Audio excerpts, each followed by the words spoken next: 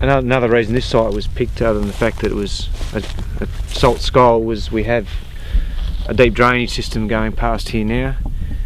The original part has been in for almost 20 years now. As you can see, we've got York gums growing to the edge of it, so it's certainly holding the salinity level. 2006, I think it was, we extended the back of this deep drain, and we actually got into the worst of the salt area and drained a lot of water out. And since then, what used to be quite a white patch of salt in the middle, has disappeared. Is now dominated by your natives and blue bush, and the old man salt bush and the river salt bushes are coming in on it. So the deep drain's certainly doing a lot of work here, and which is allowing our pastures to establish. Without that, I think we'd still have a nice red salt scald here, even attempting to put salt bush on the place.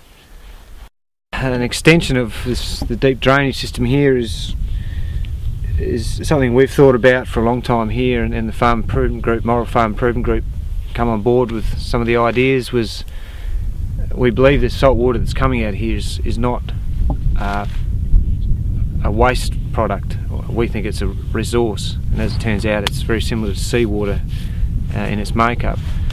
So we've looked at ways of utilising that water. We have set up an open pond seaweed trial site. That didn't come to fruition like we hoped, but we were fortunate enough to change over to a brine shrimp production system using this water. We now have a shed set up, the tanks are all about to be set up. Commercially it looks quite viable, and certainly all the trials we've run on it works, so that's a system up and running. Other things that I picked up on from my Nuffield scholarship in 2009, last year, which I was fortunate enough to get on, I looked at some alternative ways of utilising our salt lands. A couple of ideas that I brought home is a Niper or a salt tolerant grass,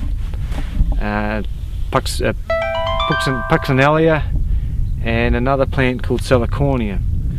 And some ways I see that being utilised is the waste waters from our brine shrimp production system could be used to flood irrigate these types of plants for fodder, and in some cases the Salicornia in places like Israel and other parts of the world it's used as a human fresh food. So there's a lot of alternative things out there we can be looking at.